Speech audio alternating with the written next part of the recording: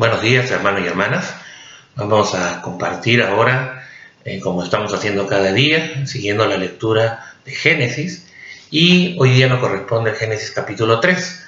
Espero que hayan podido leerlo. Si no lo ha hecho todavía, ponga pausa y lea. Y le recomiendo que lo pueda leer hasta 3 veces, por lo menos, ¿no? Lo ideal a veces cuando uno hace un estudio de un pasaje, leerlo hasta 10 veces, y utilizando 2 o 3 versiones más, pero con 3 veces más que suficiente para ir viendo los detalles del pasaje. Y justamente cuando hacemos la lectura de Génesis capítulo 3, nos encontramos ya después de haber visto las dos narraciones de la creación, que como hemos explicado son totalmente complementarias, no se contradicen, ¿no? Pero que son dos narraciones que, digamos, fueron hechas en dos diferentes momentos, pero que ayudan a tener una visión más amplia de la creación. Y ahora nos toca enfocarnos en la desobediencia del ser humano, momento tan crítico para todos nosotros. Y la primera pregunta que dice, ¿no? ¿Qué aspectos de Dios puso en duda la serpiente en los versículos 1, 4 y 5 cuando tentó a Eva? Una pregunta realmente muy interesante, porque normalmente nos enfocamos más en el tema de la desobediencia de Adán y Eva, pero nos olvidamos de la intervención y la acción de Satanás a través de la serpiente. Y dice el versículo 1, por ejemplo, pero la serpiente era astuta, dice, más que todos los animales del campo que Jehová Dios había hecho, la cual dijo a la mujer, con que Dios os ha dicho, no comáis de todo árbol del huerto. Y cuando realmente revisamos esa pregunta y la evaluamos, nos damos cuenta de que había una intención cuestionadora de lo que Dios decía, ¿no?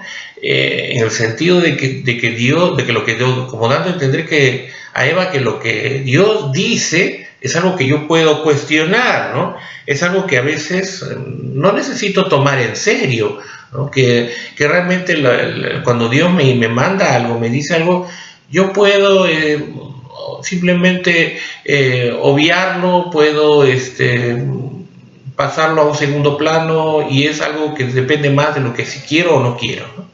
Entonces, y poniendo en tela de juicio la voluntad de Dios. Después, en el versículo, ahí sigue diciendo, ¿no? Después del versículo 1, la mujer le responde, ¿no? A la serpiente, del fruto del huerto podemos comer, pero del fruto del árbol que está en medio del huerto, dijo Dios, no comerás de él, ni le tocaréis. Ahora, muy interesante porque cuando vemos lo que Dios le dice a Adán, porque Dios le da las instrucciones a Adán, no le dice que no le toquéis, simplemente le dice, no comerán para que no muráis. Entonces, aparentemente acá Eva está exagerando un poquito la indicación de Dios, ¿no? Como de alguna manera respondiendo a ese cuestionamiento que Satanás hace del mandato de Dios. Y entonces el versículo 4 dice, entonces la serpiente dijo a la mujer, no moriréis, ¿no? Sino que sabe Dios que el día que comáis de él serán abiertos vuestros ojos y seréis como Dios, sabiendo el bien y el mal. Entonces acá está mostrando a un Dios que no necesariamente lo que dice es verdad. Está cuestionando el hecho de que Dios a veces nos engaña, ¿no? O que Dios nos quiere manipular.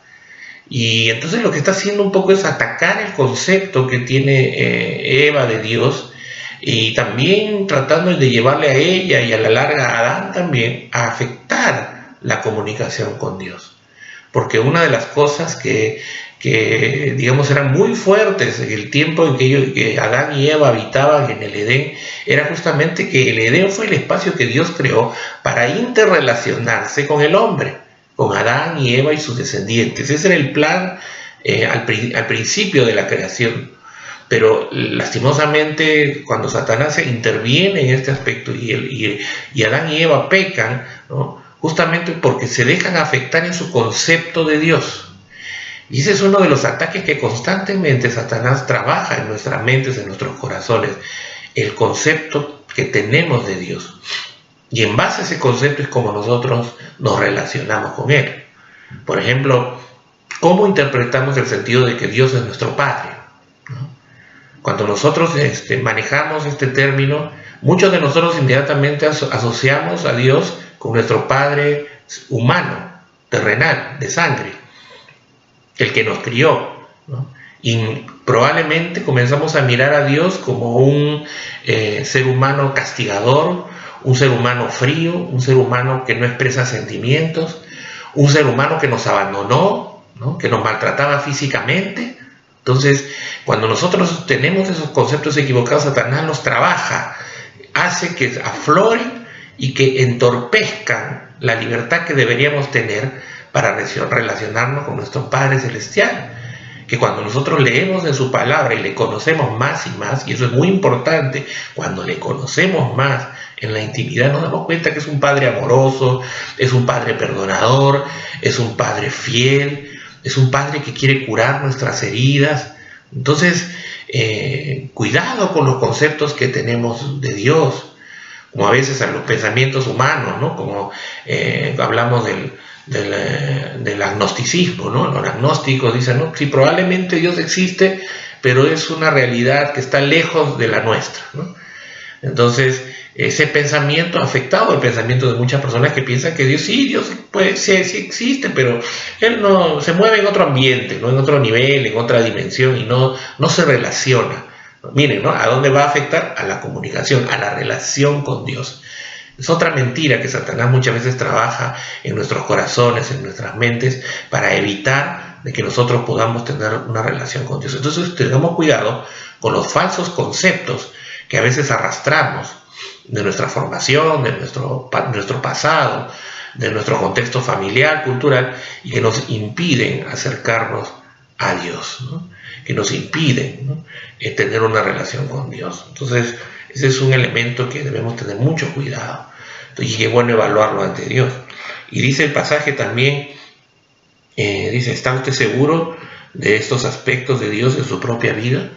Yo creo que esa pregunta se resuelve directamente con el hecho, ¿realmente tú conoces a Dios? Cuando tú le conoces a Dios más y más, todos estos falsos conceptos sobre Dios se disipan, se van quitando de tu mente y tu corazón, y le estás quitando instrumentos que Satanás va a utilizar para evitar que tú te relaciones con Él. Pero en segundo lugar, la segunda pregunta es, ¿existe algún área vergonzosa en tu vida que busca esconder o cubrir con hojas de higuera para que no se exponga desnuda frente a Dios o a otros? Lamentablemente el pecado nos ha llevado a reaccionar igual que Adán y Eva, a tapar nuestra vergüenza. Desde el mismo elemento de nuestro cuerpo, la sexualidad, ¿no? Algo que Dios lo hizo bueno, algo que Dios lo hizo perfecto, ¿no? Algo que Dios lo hizo con un propósito, se perdió, se distorsionó a causa del pecado. Y ahora vemos más bien cómo muchas veces tenemos vergüenza de hablar sobre el tema de la sexualidad, aunque ahora vivimos en una etapa en donde la gente más bien se deleita en exhibir toda la degeneración y en todas las formas en que puede malutilizar o distorsionar el uso de la sexualidad que Dios ha creado, ¿no? Pero realmente nuestra tendencia muchas veces es esconder lo que hacemos. Y de hecho, cuando yo comienzo a esconder algo ante los ojos de Dios, es porque estoy en falta. Entonces, eso es algo muy importante de tener en cuenta, ¿no? Que nosotros definitivamente cuando tendemos a esconder algo es porque algo anda mal, ¿no? Algo anda mal. Yo debo tener mucho cuidado con eso, ¿no? Entonces, es una señal. Cuando yo comienzo a esconder algo es porque he hecho algo malo, ¿no? Eso pasa desde que somos niños, ¿no? Cuando hemos hecho algo malo, hemos roto algo, hemos afectado algo, inmediatamente hemos tomado algo que no debíamos tomar, ¿qué hacemos? Lo escondemos. Bueno, esa es nuestra tendencia de siempre, ¿no? Nuestra reacción inevitable. Y Satanás también trabaja mucho con esas cosas que escondemos. Y a veces, muchas veces, escondemos cosas, callamos cosas que no necesariamente son pecado, pero que erróneamente Satanás ha trabajado en nuestro corazón y en nuestra mente, haciéndonos creer que es pecado, que nos ha manchado y que somos indignos ante Dios. Y necesitamos sacarlo a la luz, ¿no? La luz se encarga de exponer y de mostrar realmente la verdad. Entonces es muy importante para nosotros el poder realmente, ante la palabra de Dios y buscando consejos, realmente entender y poder ver con claridad que esta situación es pecado o es algo que equivocadamente yo estaba entendiendo como pecado y tengo que sacarlo a la luz. Así que hermanos, realmente qué importante esta reflexión que nos permite comprender cómo es que nosotros necesitamos tener un concepto correcto de Dios y poder relacionarnos de la manera adecuada con Él. Muy bien, hermanos, que Dios les bendiga y seguimos en contacto. Cualquier cosa nos llaman, nos avisan y nos preparamos para el culto de oración hoy día en la noche. Nos estamos viendo.